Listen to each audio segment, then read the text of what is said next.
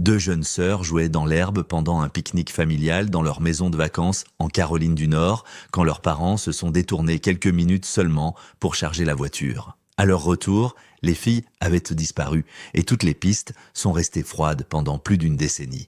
Mais 11 ans plus tard, un blogueur filmant sa chasse au trésor a remarqué un signal étrange sur le détecteur de métaux près d'un chêne et ce qu'il a déterré apporterait des réponses que personne n'attendait.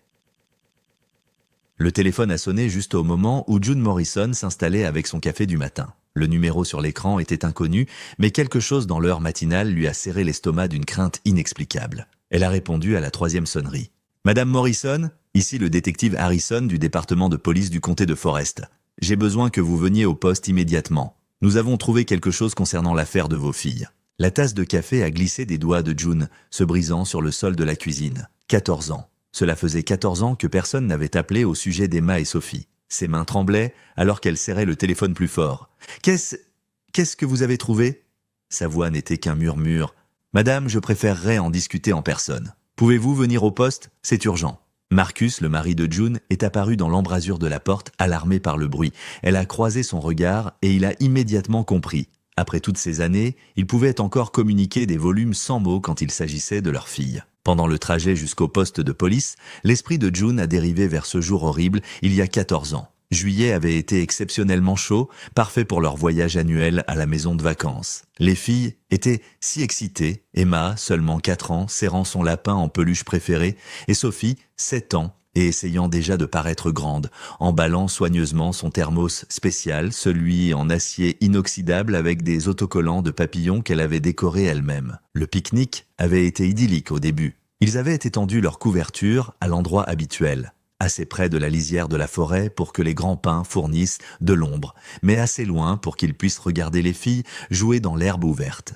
Sophie apprenait à Emma comment faire des roues, toutes deux gloussant alors que les jambes potelées d'Emma partaient dans toutes les directions sauf vers le haut. « Je vais commencer à ranger », avait dit June à Marcus, commençant à rassembler les assiettes en papier et les sandwichs restants. Il l'avait rejointe, tous deux faisant des allers-retours à la voiture avec la glacière et les fournitures de pique-nique. Cela n'avait pas pu prendre plus de 10 minutes, 15 au maximum. Quand ils étaient revenus pour la couverture, les filles avaient disparu. Au début, ils avaient appelé avec désinvolture. « Sophie, Emma, c'est l'heure de partir. » Mais alors que le silence s'étirait, les appels désinvoltes sont devenus des cris frénétiques. Ils avaient fouillé les environs immédiats, puis appelé la police. Des équipes de recherche ont ratissé la forêt pendant des semaines. Des volontaires de 3 comtés ont rejoint l'effort, mais c'était comme si la terre avait simplement avalé ses filles entières. Le détective Harrison les attendait dans le hall du poste, le visage grave. Il était plus jeune que le détective qui avait géré l'affaire originale, mais ses yeux portaient le même mélange de distance professionnelle et de sympathie sincère. « Monsieur et Madame Morrison, veuillez me suivre. »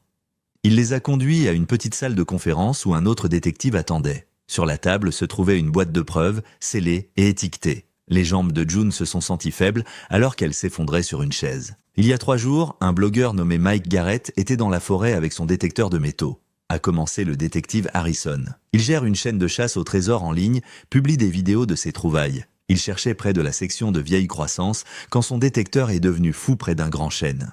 Le détective a sorti une photographie montrant l'affichage numérique d'un détecteur de métaux. Les chiffres rouges affichaient 99, une lecture extrêmement élevée. Il pensait avoir trouvé quelque chose de précieux, peut-être de vieilles pièces ou des reliques. Le signal était si fort qu'il a passé des heures à creuser soigneusement. Ce qu'il a trouvé, Harrison a fait une pause, luttant visiblement pour continuer. Il a trouvé des restes humains. Et ceci. Avec des mains gantées, le détective a soulevé un sac de preuves transparent de la boîte. À l'intérieur se trouvait un thermos en acier inoxydable, terni et sale, mais indubitable. June pouvait encore voir les restes d'autocollants de papillons accrochés à sa surface. « Non », a murmuré June, tendant la main vers le sac avec des mains tremblantes. « C'est le thermos de Sophie. Elle l'avait au pique-nique. Elle était si fière de ça, ne laissait pas Emma boire dedans parce qu'elle disait qu'Emma le rendrait collant. » Sa voix s'est complètement brisée. Marcus a saisi ses épaules alors que le détective Harrison continuait doucement. Il y avait aussi des restes de tissu correspondant à des vêtements. Motif Vichy vert, la robe préférée de Sophie. Celle qu'elle avait insisté pour porter au pique-nique, même si June avait suggéré que des shorts seraient mieux pour jouer. Mais Sophie adorait la façon dont la jupe tourbillonnait quand elle tournait. Nous avons pu récupérer suffisamment de restes pour l'identification, les dossiers dentaires confirment que c'est Sophie. La pièce a tourné. June s'est entendue sangloter de très loin, a senti les bras de Marcus autour d'elle, mais ne pouvait pas vraiment se connecter à la sensation. Sa fille de 7 ans, sa Sophie brillante, autoritaire et belle, était restée dans le sol froid à seulement quelques kilomètres d'où ils avaient à chercher. Toutes ces années d'espoir, d'imaginer des scénarios élaborés où les deux filles avaient été prises mais gardées en vie, soignées par quelqu'un qui voulait juste des enfants. « Cela change tout », a dit doucement le détective Harrison. Ce n'est plus une affaire de personnes disparues. C'est une enquête pour homicide. Nous rouvrons tout, réexaminons chaque piste, chaque personne qui a été interrogée il y a 14 ans. « Et Emma ?» a demandé Marcus, la voix rauque. « Y avait-il un signe d'Emma ?»« Pas à cet endroit, mais nous élargissons la recherche immédiatement. Toutes les ressources disponibles sont déployées. Nous allons peigner chaque centimètre de cette forêt. Si Emma est... » Il a fait une pause, choisissant ses mots avec soin. « S'il y a quelque chose à trouver, nous le trouverons.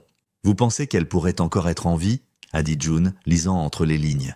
Si quelqu'un les a prises et que seule Sophie est enterrée là, alors peut-être qu'Emma... Nous ne pouvons rien exclure à ce stade, a dit le détective Harrison. C'est pourquoi nous avons besoin de votre aide. Nous avons besoin que vous restiez dans la région pendant que nous menons la recherche. Pouvez-vous faire ça? Je sais que vous vivez maintenant à 3 heures d'ici, mais... La maison de vacances, a interrompu Marcus. Nous en sommes toujours propriétaires. Nous n'avons pas pu nous résoudre à la vendre, mais nous n'y sommes pas retournés depuis... Nous pouvons y rester. Le détective Harrison a hoché la tête. Ce serait utile. Nous devrons tout revoir. Tous ceux qui étaient là ce jour-là, quiconque connaissait votre routine, quiconque a montré un intérêt inhabituel pour les filles ou l'affaire. Je sais que vous avez déjà vécu cela, mais avec ces nouvelles preuves, quelque chose pourrait faire tilt qui ne semblait pas significatif avant. June fixait le sac de preuves contenant le thermos de Sophie. Une si petite chose pour avoir déclenché une découverte si massive. Elle a pensé à Mike Garrett, le chasseur de trésors. S'attendant à trouver de vieilles pièces ou des bijoux, découvrant à la place le pire cauchemar de tout parent. La lecture du détecteur de métaux à 99, cherchant un trésor et trouvant une tragédie à la place. « Quand pourrons-nous la voir ?» a demandé June doucement. « Sophie, quand pourrons-nous... » Le médecin légiste doit encore terminer l'examen complet. Mais oui, une fois que ce sera fait, nous pourrons organiser pour que vous disiez au revoir correctement. 14 ans de ne pas savoir s'étaient terminés par la pire réponse possible pour Sophie. Mais alors que June serrait la main de Marcus, elle sentit une minuscule étincelle de quelque chose qu'elle pensait perdu à jamais, l'espoir. Si quelqu'un avait gardé Emma, s'il y avait même la plus petite chance que sa petite fille le soit encore en vie quelque part, il devait essayer. « Nous irons à la maison aujourd'hui », a dit June, se levant sur des jambes instables. « Et détective Harrison, merci de nous avoir appelés vous-même, d'avoir géré cela avec tant de soin. » Le détective a hoché la tête. « Nous allons découvrir ce qui est arrivé à vos filles, Madame Morrison, je vous le promets. » Le gravier de l'allée a crissé sous leurs pneus alors que Marcus tournait sur le chemin familier. Le souffle de June s'est coincé dans sa gorge alors que la maison de vacances apparaissait à travers les pins. Elle avait exactement la même apparence, le bardage en bois patiné, le porche qui faisait le tour où les filles jouaient aux jeux de société les jours de pluie, la balançoire en pneus toujours suspendue au vieil érable, sa corde maintenant effilochée et grise avec l'âge. Marcus a coupé le moteur et ils sont restés assis en silence un moment. Aucun ne voulait être le premier à ouvrir la porte, à briser le sceau sur cette capsule temporelle de leur ancienne vie. « Nous n'avons pas à faire ça », a dit Marcus doucement. « Nous pourrions rester dans un hôtel en ville. » Juin a secoué la tête. Le détective a dit qu'il pourrait avoir besoin de nous à tout moment. Et si Emma était là-bas quelque part, je veux être proche. La porte d'entrée coinçait légèrement, gonflée par des années de négligence. Quand elle a finalement cédé, l'air moisi s'est précipité pour les rencontrer. Des particules de poussière dansaient dans la lumière du soleil de l'après-midi qui traversait les fenêtres. Tout était exactement comme ils l'avaient laissé cette dernière nuit frénétique, il y a 14 ans, quand ils avaient finalement abandonné la tente près du téléphone et étaient retournés en ville, incapables de supporter un moment de plus dans la maison qui résonnait de l'absence de leur fille. June s'est déplacée à travers les pièces comme un fantôme. Le salon contenait toujours les photos de famille sur le manteau de cheminée, leur dernier Noël ensemble, Sophie, à qui il manquait ses 2 dents de devant et Emma couverte de glaçage de biscuits, des vacances à la plage de l'année d'avant, les 2 filles construisant des châteaux de sable avec une concentration intense. Dans la cuisine, son cœur s'est serré. Les dessins d'Emma étaient toujours épinglés au réfrigérateur avec des aimants alphabets, des figures grossières au crayon étiquetées « Mama » et « Papa » et « Sauf » dans l'écriture de 4 ans d'Emma. Un dessin de leur maison avec des fleurs disproportionnellement grandes et un soleil souriant. June a tracé les lignes cireuses avec des doigts tremblants.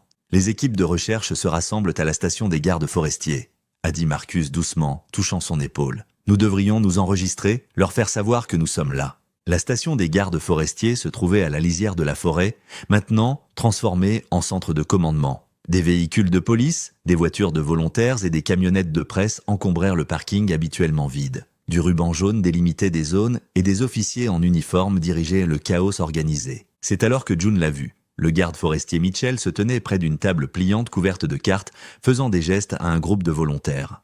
Ses cheveux étaient plus gris maintenant, son uniforme tendu plus serré sur son ventre, mais son allure était indubitable. La même attitude trop serviable, la même façon de s'insérer au centre de tout. La peau de June a frissonné avec le même malaise qu'elle avait ressenti il y a 14 ans. Mitchell avait été le garde forestier de service ce jour-là, le dernier officiel à voir ses filles vivantes quand il avait fait ses rondes dans la zone de pique-nique. Pendant la recherche initiale, il avait été partout, coordonnant les volontaires, suggérant des modèles de recherche, offrant des théories. Trop impliquée, avait-elle pensé alors? Trop intéressée par chaque détail de leur routine familiale, posant des questions qui semblaient aller au-delà du devoir professionnel. Elle l'observait maintenant alors qu'il dirigeait les volontaires à travers les modèles de gris de la forêt. Son doigt a tracé sur la carte et elle a remarqué quelque chose qui lui a serré l'estomac. Il éloignait les équipes de la section nord, tout comme il l'avait fait lors de la recherche originale. « Cette zone est trop dangereuse », l'a-t-elle entendu dire à un groupe de volontaires enthousiastes. « Terrain instable, vieux puits de mine. Nous nous en tiendrons aux sentiers établis pour l'instant. »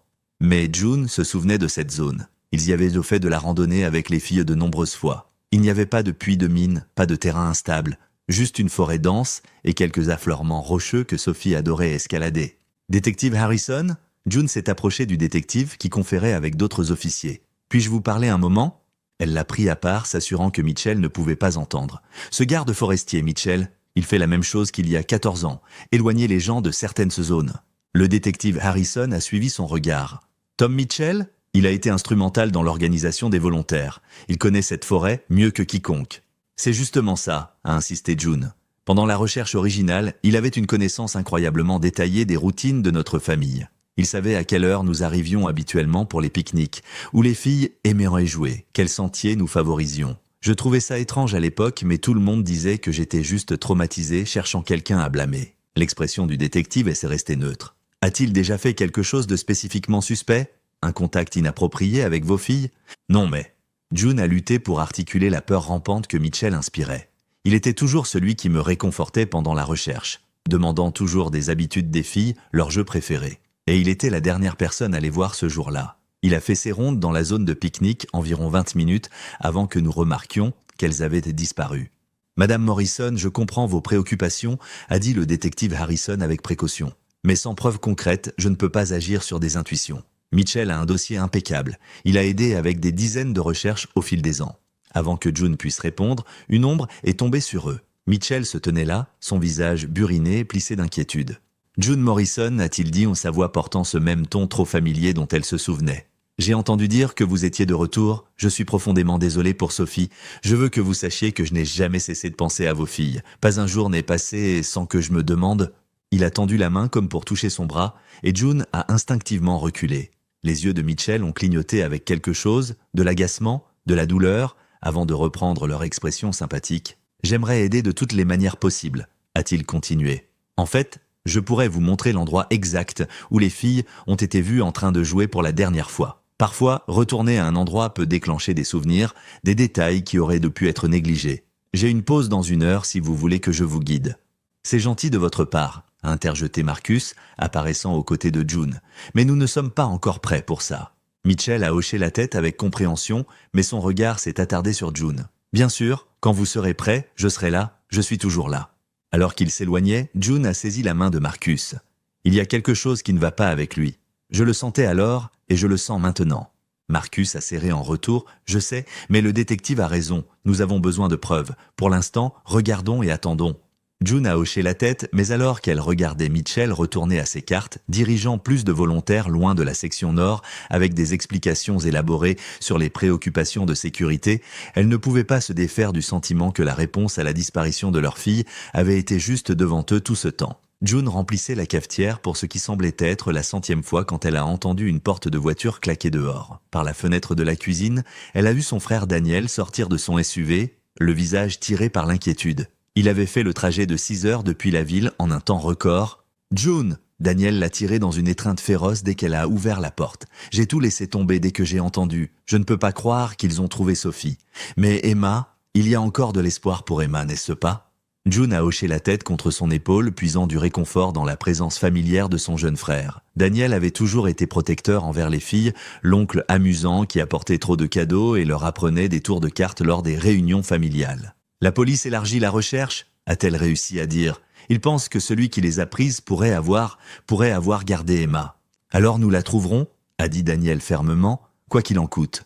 En quelques heures, la maison de vacances s'est transformée en centre de commandement animé. La famille élargie est arrivée par vagues, des cousins que June n'avait pas vus depuis des années, la sœur de Marcus de la Côte, de vieux amis qui avaient aidé à chercher il y a 14 ans. Les pièces calmes et poussiéreuses se sont remplies de voix, de fournitures et d'une énergie née à la fois du chagrin et de l'espoir. La tante de June a coordonné la nourriture pour les volontaires de recherche, s'emparant de la cuisine avec une efficacité militaire. Les voisins ont apporté des plats mijotés et des urnes à café. Quelqu'un a mis en place un arbre téléphonique. La table de la salle à manger a disparu sous les cartes, chaque section marquée de coordonnées de grille et d'équipes de recherche assignées. Lors du briefing de l'après-midi à la station des gardes forestiers, le détective Harrison s'est adressé à la foule de volontaires. Daniel se tenait près du devant, écoutant attentivement, alors que le détective expliquait les paramètres de recherche. Les restes ont été découverts ici. Le détective Harrison a pointé vers un endroit sur la carte agrandie. Nous nous étendons vers l'extérieur dans toutes les directions,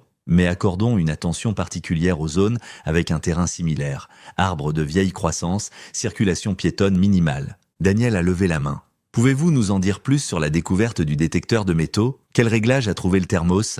Le détective a semblé surpris par la question technique. La vidéo du blogueur montrait qu'il utilisait le mode de discrimination, réglé pour détecter les métaux non ferreux. La lecture était de 99, c'est extrêmement élevé, a dit Daniel pensivement. L'acier inoxydable déclencherait certainement ça. Avons-nous d'autres détecteurs disponibles? Différentes fréquences pourraient détecter d'autres objets métalliques, fermetures éclairs, boutons, bijoux que les filles auraient pu porter. June a ressenti une vague de gratitude pour l'approche pratique de son frère. Alors que d'autres étaient émotionnels, Daniel se concentrait sur la méthodologie, sur des moyens concrets d'aider. Nous avons plusieurs unités de détection disponibles, a confirmé le détective Harrison. Des équipes formées à leur utilisation seront déployées stratégiquement. June a remarqué que le garde forestier Mitchell observait leur groupe familial depuis l'autre côté de la pièce, son regard particulièrement fixé sur Daniel. Quand les volontaires ont commencé à s'inscrire pour les secteurs de recherche, Daniel s'est immédiatement dirigé vers le presse-papier pour le cadran nord. « Je prendrai la section N7 », a annoncé Daniel, pointant vers la zone que Mitchell avait déclarée dangereuse plus tôt. Mitchell est rapidement intervenu. « C'est un terrain accidenté, pas recommandé pour les chercheurs civils. Peut-être seriez-vous mieux adapté à... » « Je suis un randonneur expérimenté, l'a coupé Daniel. J'ai fait le club d'alpinisme à l'université. Je peux gérer un terrain accidenté. » La mâchoire de Mitchell s'est serrée, mais avant qu'il puisse objecter davantage, d'autres volontaires avaient déjà commencé à s'inscrire pour les sections adjacentes. June a observé l'échange avec intérêt. Pourquoi Mitchell était-il si déterminé à éloigner les gens de cette zone? La recherche a commencé à l'aube le lendemain matin. June a rejoint l'équipe de son frère, avec Marcus et plusieurs cousins. Ils se sont déplacés à travers la forêt en ligne soigneuse, à longueur de bras, les yeux scrutant le sol pour toute trace de preuve. 3 heures plus tard, une volontaire nommée Carole a crié avec excitation « J'ai trouvé quelque chose, regardez, c'est un ruban !» Tout le monde a convergé vers l'endroit. Accroché à une branche basse se trouvait un petit ruban à cheveux, décoloré et usé, mais encore reconnaissable comme rose. Daniel s'est avancé avec les autres, s'agenouillant pour l'examiner de près. « Cela pourrait-il être celui d'Emma ? June ? Te souviens-tu si elle portait des rubans à cheveux ?» June a étudié le morceau de tissu, son cœur battant la chamade. Elle en portait, mais je ne peux pas dire si c'est le sien. Ça pourrait être là depuis des années, de n'importe qui. Quand même, nous devrions le mettre en sac, a dit Daniel. Chaque preuve compte, n'est-ce pas? Alors que le photographe de la police documentait la découverte, June a remarqué que Mitchell s'était matérialisé à proximité, malgré le fait qu'il était censé superviser un secteur différent. Il se tenait à la lisière de la forêt, observant intensément leur groupe. Quand elle a croisé son regard, il a offert ce même sourire préoccupé avant de disparaître dans les arbres. « Marcus » a murmuré June à son mari. « Mitchell continue d'apparaître partout où nous sommes. Tu ne trouves pas ça étrange ?» Mais Marcus n'écoutait pas. Il regardait Daniel qui s'était éloigné du groupe et marchait près de la lisière de la forêt, téléphone portable pressé contre son oreille. June ne pouvait pas entendre la conversation, mais le langage corporel de Daniel était agité, une main passant à plusieurs reprises dans ses cheveux. Après quelques minutes, Daniel a remis son téléphone dans sa poche et s'est approché d'eux. « Et je dois retourner en ville, prendre des fournitures pour les équipes de recherche, bouteilles d'eau, barres énergétiques, fournitures de premiers soins. Nous manquons. Je viendrai avec toi ?» a proposé Marcus. « C'est beaucoup à porter seul. »« Non, non, » a dit Daniel rapidement. « Tu devrais rester ici avec June. Je serai plus rapide seul. Il y a quelque chose que je dois vérifier de toute façon. Truc de travail. Même avec tout ce qui se passe, certains feux ne peuvent pas attendre. » June a regardé son frère se précipiter vers la zone de stationnement, son urgence semblant excessive pour une simple course de fournitures. Derrière elle, elle a senti, plutôt que vu, Mitchell observer leur drame familial avec intérêt. « Daniel t'a-t-il semblé bizarre ?» a demandé Marcus doucement. June voulait dire oui, mais son attention a été ramenée sur Mitchell, qui parlait maintenant dans sa radio, ses yeux suivant toujours la forme de Daniel qui s'éloignait. Tout le monde regardait tout le monde, a-t-elle réalisé. La découverte de Sophie avait fissuré leur chagrin silencieux, et maintenant la suspicion s'infiltrait, comme de l'eau, trouvant des failles cachées dans la pierre. La liste de fournitures de June a crissé dans sa main alors qu'elle conduisait en ville. Les équipes de recherche consommèrent de l'eau et des fournitures de premiers soins plus rapidement que quiconque ne l'avait prévu. Elle s'était portée volontaire pour faire une course à la pharmacie, en partie pour aider, mais surtout pour échapper à l'atmosphère oppressante de la maison où chaque coin contenait des souvenirs. Alors qu'elle tournait dans le centre commercial, elle a immédiatement repéré le SUV noir de Daniel. Mais au lieu d'être garé dans les nombreuses places près de l'entrée principale de la pharmacie, il était seul dans le parking arrière, en marche arrière, dans la place, comme s'il était positionné pour une sortie rapide. Étrange, Daniel avait dit qu'il se dirigeait vers sa maison à 40 minutes pour un appel de travail important. June s'est garée dans une place avant et est restée assise un moment, le malaise lui picotant la nuque. Pourquoi Daniel mentirait-il sur où il allait et pourquoi se garer si bizarrement ? Elle a attrapé son sac à main, décidant qu'elle passerait voir s'il avait besoin de quelque chose pour les efforts de recherche. Les portes automatiques se sont ouvertes en sifflant, libérant une bouffée d'air conditionné. June s'est déplacée dans les allées, s'attendant à trouver Daniel dans la section des collations en train de charger des barres énergétiques. Au lieu de cela, elle l'a repéré au comptoir de la pharmacie à l'arrière, un panier débordant à ses pieds. Elle s'est arrêtée derrière un présentoir de vitamines, observant. Daniel déchargeait son panier sur le comptoir, des paquets en gros de produits d'hygiène féminine, plusieurs boîtes, des bouteilles d'antiseptiques de taille industrielle, de la gaze, des pansements, du ruban médical, des caisses de barres protéinées et suffisamment d'eau en bouteille pour stocker un bunker. « C'est tout un butin », a commenté la pharmacienne en commençant à scanner. « C'est votre 3e gros achat cette semaine, n'est-ce pas? Vous stockez un refuge ou quelque chose comme ça ?» Le rire de Daniel est sorti forcé. « Quelque chose comme ça? Juste, vous savez, la saison des ouragans arrive, j'aime être préparé. »« La saison des ouragans? Dans les montagnes ?» La pharmacienne a levé un sourcil mais a continué à scanner. June a reculé plus loin dans l'allée. Pourquoi Daniel aurait-il besoin d'autant de produits d'hygiène féminine? Il vivait seul, était célibataire depuis son divorce 5 ans auparavant, et c'était son 3e gros achat. « Ce sera tout ?» a demandé la pharmacienne. « Ça fait 487 $ et 23 cents. » Daniel a fouillé pour son portefeuille, et c'est alors qu'il a repéré June. Son visage a traversé plusieurs expressions en succession rapide. Surprise, alarme, puis un sourire forcé. « June, qu'est-ce que tu fais ici ?» Elle est sortie de derrière le présentoir. « Je prends des fournitures pour les équipes de recherche. J'ai vu ta voiture et j'ai pensé voir si tu avais besoin de quelque chose. » Ses yeux se sont déplacés vers les sacs que la pharmacienne remplissait. « C'est beaucoup de fournitures. »« Oh ça ?» Le visage de Daniel est devenu rouge. « Je fais un don à un refuge pour femmes. Ils ont envoyé une demande de fourniture. Tu me connais, toujours en train d'essayer d'aider. » Le mensonge était si évident qu'il pendait dans l'air entre eux. June n'avait jamais connu Daniel comme bénévole pour quoi que ce soit, et son énergie nerveuse lui donnait la chair de poule. « J'ai vraiment besoin d'y aller », a dit Daniel rapidement, tendant sa carte de crédit à la pharmacienne. « Cet appel de travail, tu sais, je ne peux pas faire attendre le client. » Il a attrapé les sacs à la hâte, les jonglant maladroitement, alors qu'il se précipitait vers la sortie. June l'a suivi, le regardant se précipiter vers son SUV. Il a tâtonné avec ses clés, laissant tomber un des sacs. Alors qu'il se penchait pour le récupérer, le haillon automatique s'est ouvert et June a aperçu la zone de chargement. De nouveaux cadenas, encore dans leur emballage, une bobine de corde jaune, plus de caisse d'eau. Daniel a jeté les sacs rapidement et a claqué le haillon, mais pas avant que June ait tout vu. Il est monté sur le siège du conducteur sans un mot de plus, sortant du parking assez vite pour laisser des marques de pneus. Ce soir-là, June ne pouvait se concentrer sur rien. Elle picotait le plat mijoté que quelqu'un avait apporté, le poussant dans son assiette alors que Marcus parlait des progrès de la recherche du jour. Daniel agissait si étrangement aujourd'hui, l'a-t-elle finalement interrompu. À la pharmacie, il a acheté toutes ses fournitures, produits féminins, fournitures médicales, assez de nourriture et d'eau pour des mois. Et il y avait des cadenas dans sa voiture, de la corde. Marcus a posé sa fourchette. Peut-être qu'il voit quelqu'un qu'il ne nous a pas dit. Tu sais à quel point Daniel peut être privé sur ses relations. Marcus, il achetait des produits d'hygiène féminine en gros, des caisses. Et la pharmacienne a dit que c'était son 3e gros achat cette semaine. Qui a besoin d'autant? Je ne sais pas, June. Tout le monde est sur les nerfs. Peut-être qu'il est juste. Et il n'arrête pas de poser des questions sur les procédures de police, a continué June. Aujourd'hui, il voulait savoir sur la collecte de preuves, la chaîne de possession. Hier, c'était sur combien de temps l'ADN dure dans différentes conditions. Pourquoi aurait-il besoin de savoir ça? Marcus a atteint sa main. Tu es épuisé. Nous le sommes tous. Daniel essaie juste d'aider à sa manière. Peut-être qu'il se prépare trop parce qu'il se sent impuissant, comme nous tous. June voulait le croire. Mais alors qu'elle était allongée dans son lit cette nuit-là, elle ne pouvait pas arrêter de penser aux fournitures dans la voiture de Daniel, son visage coupable quand elle l'avait surpris à la pharmacie, la façon dont il avait fui comme un homme avec des secrets à cacher. Tout le monde surveillait le garde forestier Mitchell, mais, et s'ils regardèrent dans la mauvaise direction, June fixait le plafond, regardant les ombres des pins dehors danser sur les vieilles poutres en bois. À côté d'elle, la respiration de Marcus était profonde et régulière, mais le sommeil la fuyait complètement. Chaque fois qu'elle fermait les yeux, elle voyait le visage coupable de Daniel à la pharmacie, les cadenas dans sa voiture, la façon dont il avait fui comme un criminel pris en flagrant délit. À 3 heures du matin, elle ne pouvait plus le supporter. Elle a secoué doucement l'épaule de Marcus. « Marcus, réveille-toi, s'il te plaît. J'ai besoin de te parler. » Il s'est agité somnolent. « Qu'est-ce qui ne va pas? C'est à propos de la recherche? C'est à propos de Daniel. » Les mots ont débordé dans l'obscurité. Je ne peux pas arrêter de penser à son comportement.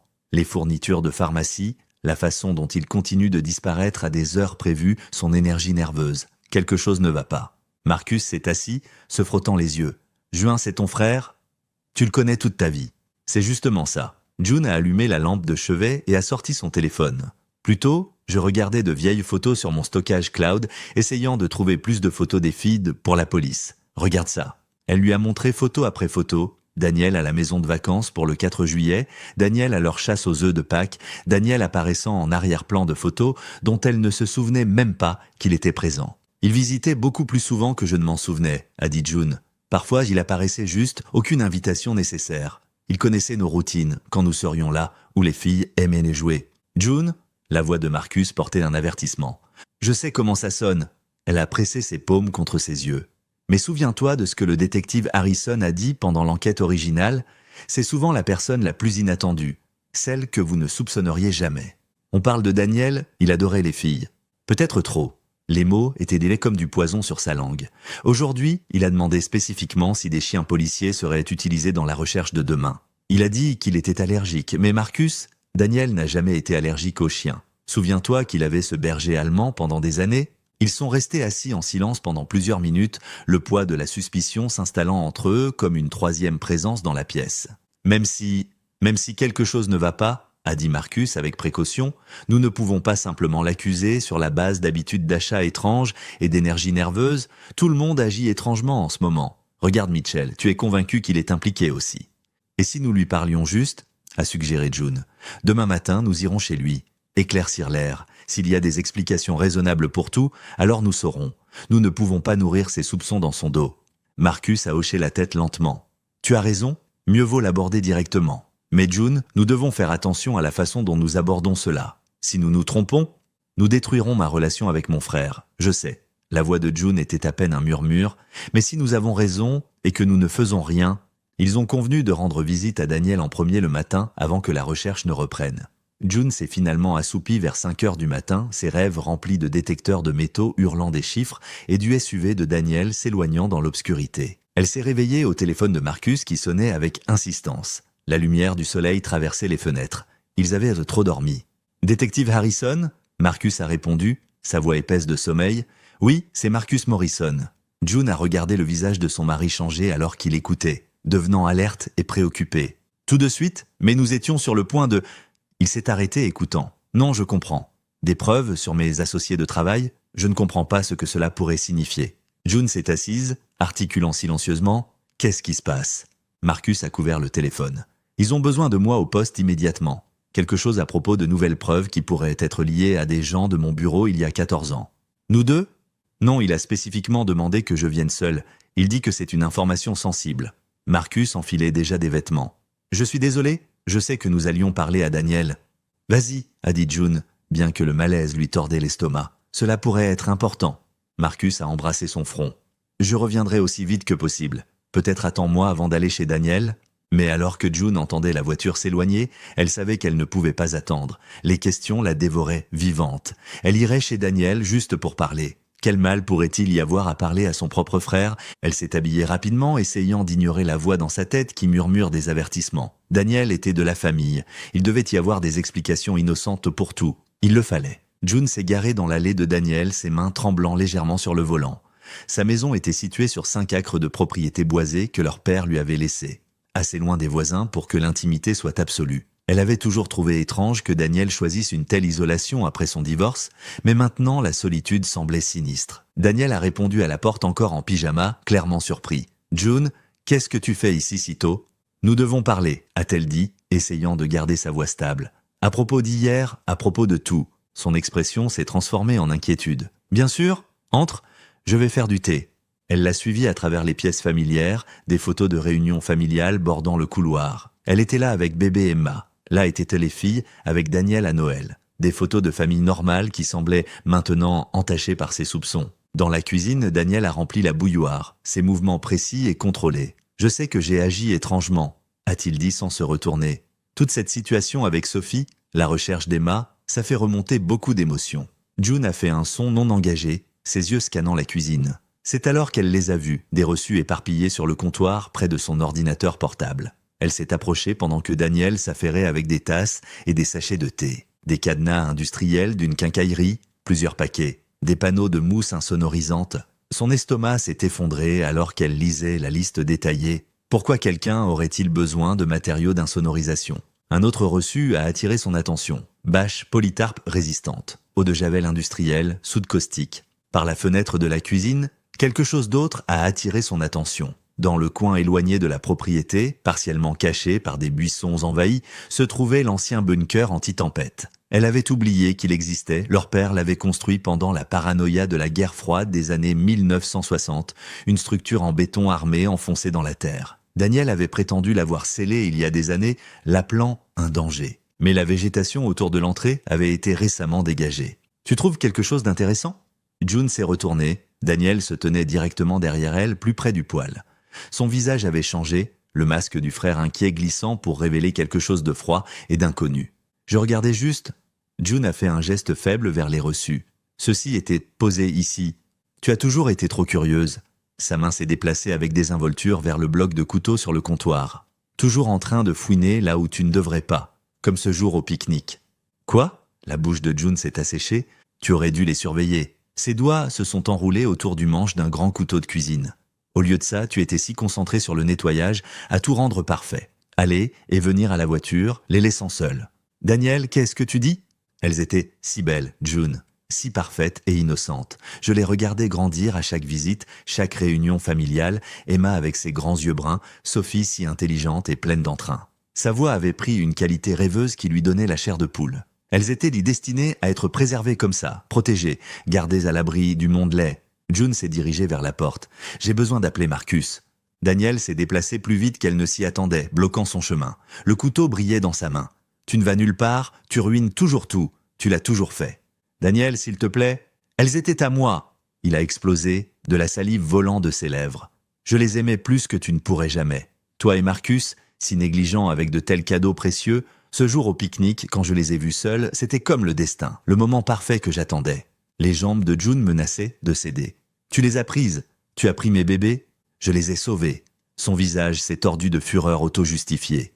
Sauvés de grandir dans ce monde sale, de devenir déçus et amers comme tout le monde. Il a saisi son bras avec sa main libre, le couteau appuyé contre ses côtes. « Viens, puisque tu es si curieuse de mes achats, laisse-moi te montrer à quoi ils servent. » Il l'a forcé à sortir par la porte arrière et à traverser la cour vers le bunker. L'esprit de June s'emballait, cherchant une évasion. Mais Daniel gardait le couteau fermement appuyé contre son côté. « 14 ans, je l'ai gardée parfaite », a-t-il divagué en marchant. « Ma petite Emma. Sophie était trop difficile, trop volontaire.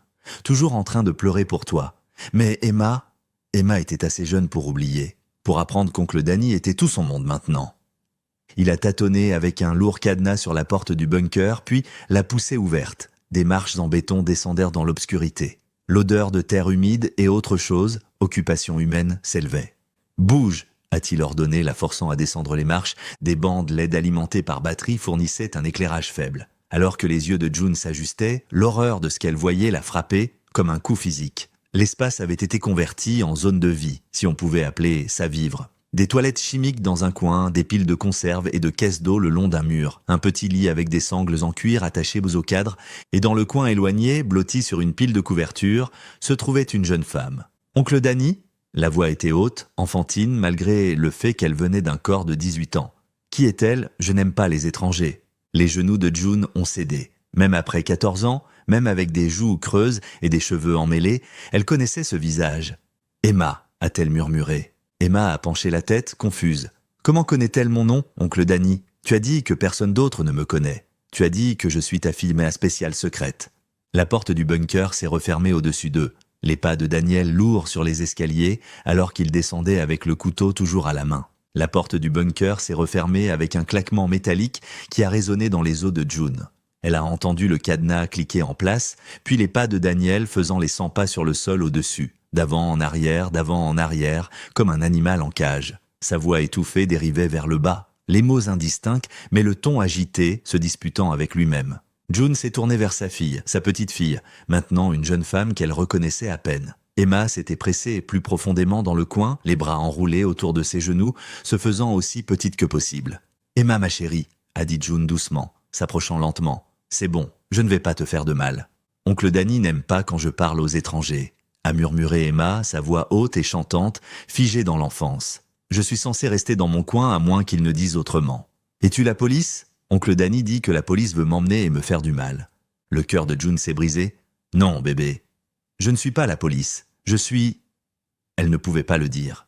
Comment pourrait-elle expliquer qu'elle était la mère qu'Emma avait été entraînée à oublier? Elle a tendu la main lentement, mais Emma a tressailli violemment, se pressant contre le mur de béton. « Pas touché? Oncle Danny dit que personne d'autre ne peut me toucher. Seulement oncle Danny, je suis sa fille spéciale. » Les réponses programmées, les modèles de discours enfantins d'une bouche de 18 ans, c'était grotesque. June pouvait voir les années de conditionnement dans chaque geste, chaque mot. Sa petite fille avait été systématiquement brisée et reconstruite dans le fantasme tordu de Daniel. Au-dessus d'eux, les pas se sont arrêtés. June a entendu le cadenas cliqueter puis la porte a grincé ouverte. La lumière du soleil a inondé les escaliers, silhouettant la forme de Daniel. Il est descendu lentement et le sang de June s'est glacé quand elle a vu ce qu'il portait. Une bâche bleue polytarpe, du genre utilisé sur les chantiers de construction. Une bobine de corde, ses mouvements étaient résignés maintenant, méthodiques. « Il est temps d'y aller, Emma », a-t-il dit en sa voix étrangement calme. « Nous allons faire un voyage dans la forêt. »« La forêt ?»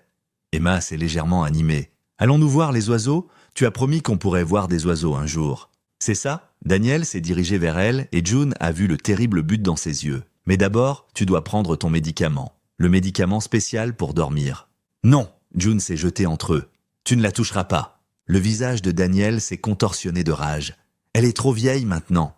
Tu ne comprends pas? Elle a vieilli. Je l'ai gardée aussi longtemps que j'ai pu, mais regarde-la, ce n'est plus une petite fille. Elle est ruinée. » Il a saisi le bras d'Emma brutalement, la tirant sur ses pieds. Emma a gémi, mais n'a pas résisté, entraînée à obéir. « J'aurais dû m'en débarrasser il y a des années, » a continué Daniel, traînant Emma vers les escaliers. « Quand elle a commencé à se développer, mais j'étais faible. Je continuais à penser que je pourrais préserver quelque chose de ce qu'elle était. « Daniel, s'il te plaît, » a supplié June les suivants. « C'est ta nièce. Tu l'aimais? Je l'aimais. C'est pourquoi elle doit partir maintenant, tant qu'il reste encore quelque chose de pur. » Sa prise sur Emma s'est resserrée. Sophie comprenait trop, toujours en train de pleurer, toujours en train de se battre. J'ai dû la faire taire après seulement quelques mois, mais j'ai été intelligent. Il s'est arrêté sur les escaliers, une horrible fierté s'insinuant dans sa voix. J'ai enterré Sophie près de la maison de vacances, exprès, assez loin d'ici pour que personne ne fasse le lien avec moi, mais assez près pour que quand elle serait finalement trouvée, tout le monde supposerait que les deux filles étaient mortes ensemble, la diversion parfaite. Ça m'a acheté 14 ans de plus avec Emma. Mon mari sera de retour d'un moment à l'autre, a dit June désespérément. La police me cherchera. Daniel a ri, un son amer. Marcus? Au poste de police? Ça prendra des heures. Toute cette paperasse, toutes ces questions sur ces supposées connexions de travail. Incroyable ce qu'un tuyau anonyme peut faire. Beaucoup de temps pour conduire Emma dans la forêt, l'enterrer correctement, puis revenir et m'occuper de toi. Il a continué à monter les escaliers, traînant la confuse Emma qui n'arrêtait pas de demander à propos des oiseaux qu'ils allaient voir. June a senti une fureur monter en elle comme elle n'en avait jamais connu. Pas son bébé, pas encore. Alors que Daniel atteignait le haut des escaliers, luttant pour gérer Emma et la bâche, June s'est lancée sur lui avec une férocité primale. Elle s'est écrasée dans son dos, le faisant trébucher vers l'avant. Sa prise sur Emma s'est relâchée, et plus important encore, le couteau de chasse qu'il avait glissé dans sa ceinture a claqué sur le sol en béton. June a plongé pour lui, alors que Daniel essayait de retrouver son équilibre. Ses doigts se sont refermés autour du manche juste au moment où il a réalisé ce qui s'était passé. Salope! Il s'est jeté sur elle, mais June bougeait déjà, l'adrénaline lui donnant une vitesse qu'elle ne savait pas posséder. Elle a éclaté en haut des escaliers et dans la maison, les pas de Daniel tonnant derrière elle. Le téléphone fixe était posé sur le comptoir de la cuisine. Elle l'a attrapé, les doigts volant sur le clavier. 911, quelle est votre urgence?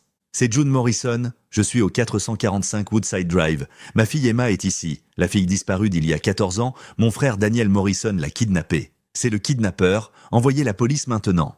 Daniel a dérapé pour s'arrêter dans l'embrasure de la cuisine, son visage passant par des émotions, alors qu'il réalisait qu'elle s'était déjà connectée au service d'urgence.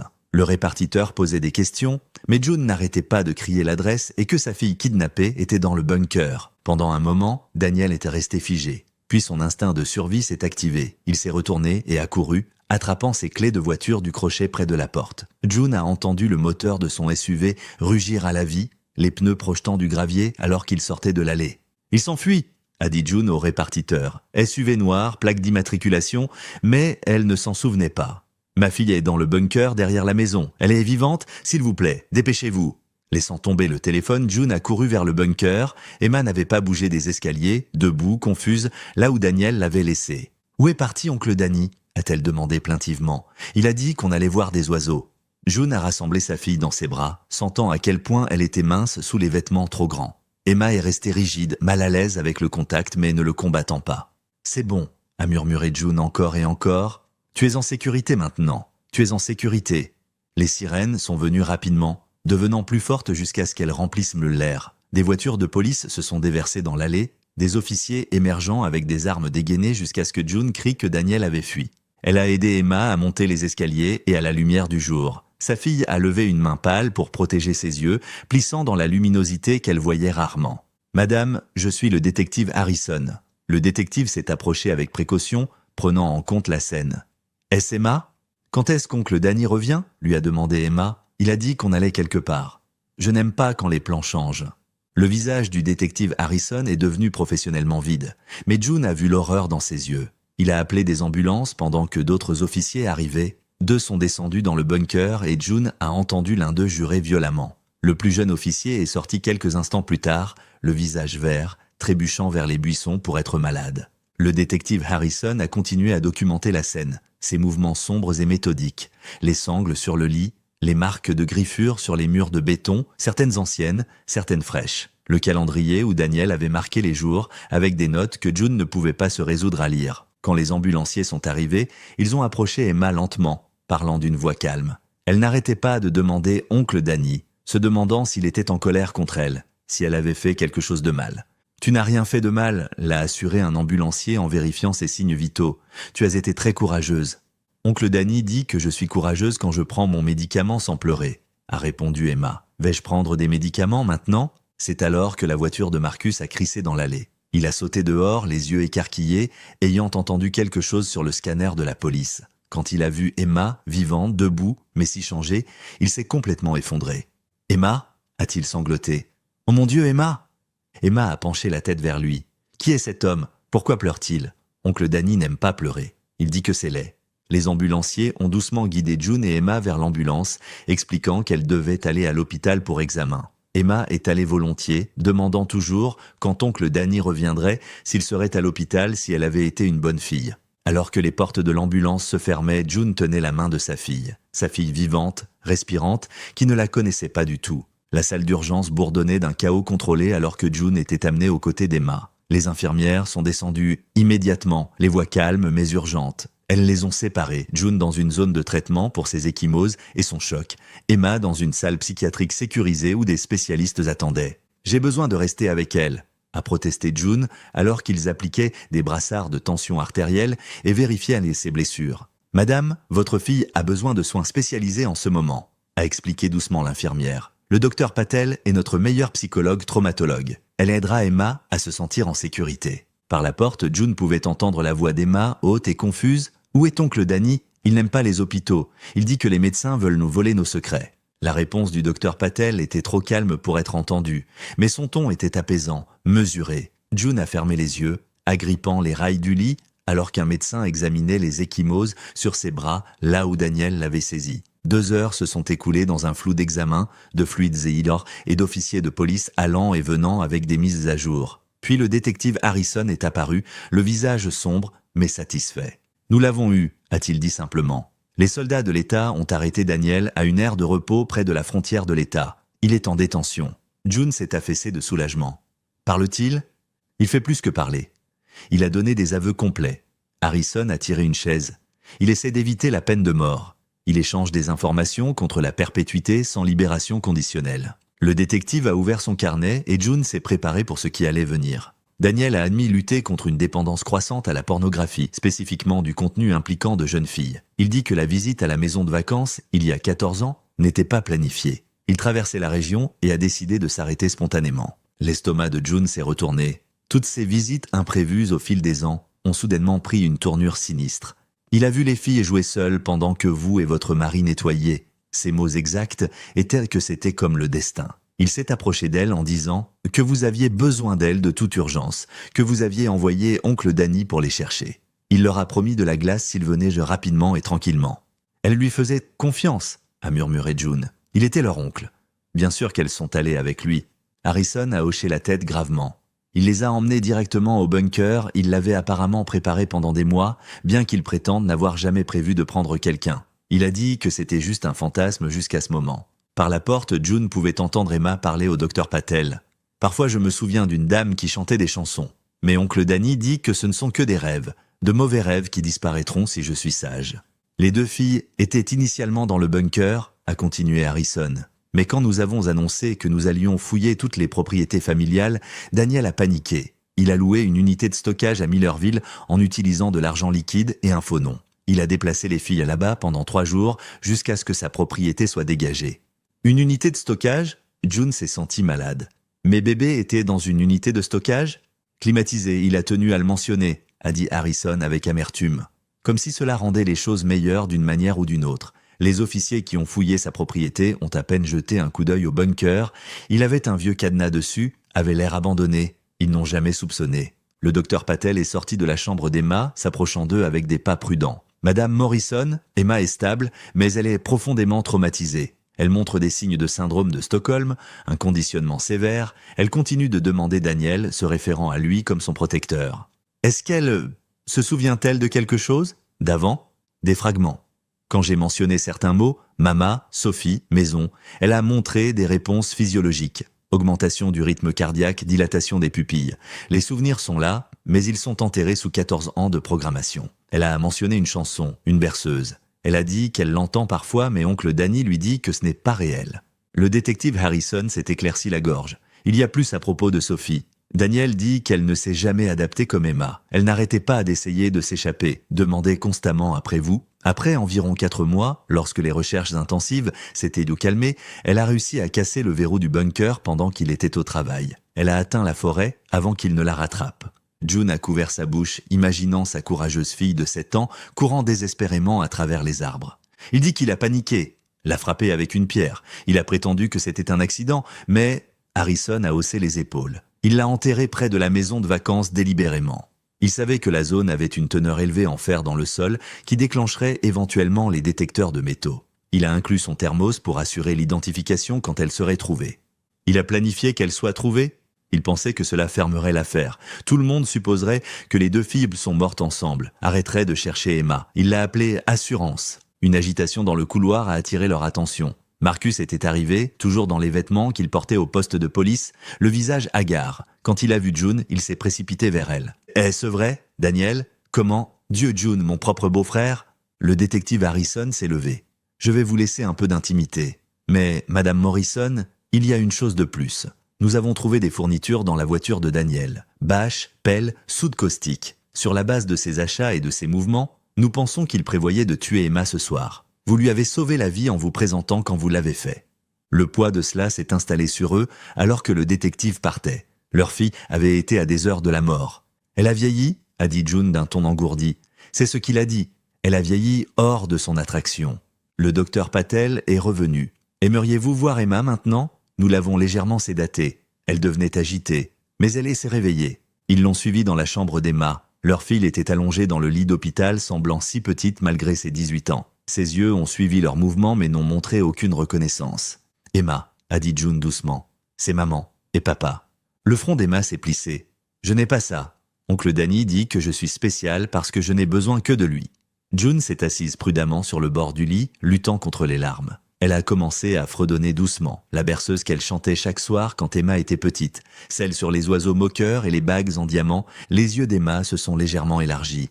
Sa respiration a changé. « Cette chanson », a-t-elle murmuré. « Je connais cette chanson, mais ça met oncle Danny en colère quand je la fredonne. » June a continué à fredonner, tendant lentement la main d'Emma. Sa fille ne s'est pas retirée, mais n'a pas non plus saisi en retour. Marcus se tenait de l'autre côté du lit, des larmes coulant sur son visage. « La dame dans mes rêves chante cette chanson », a dit Emma, sa voix devenant somnolente à cause de la sédation. « La jolie dame qui sent les fleurs ? Mais elle n'est pas réelle. Oncle Danny dit qu'elle n'est pas réelle. »« Elle est réelle, bébé », a murmuré June. « Je suis réelle. » Les yeux d'Emma ont commencé à se fermer, mais June l'a senti, la plus légère pression de ses doigts. Juste un réflexe peut-être, ou une mémoire musculaire d'un temps avant le bunker.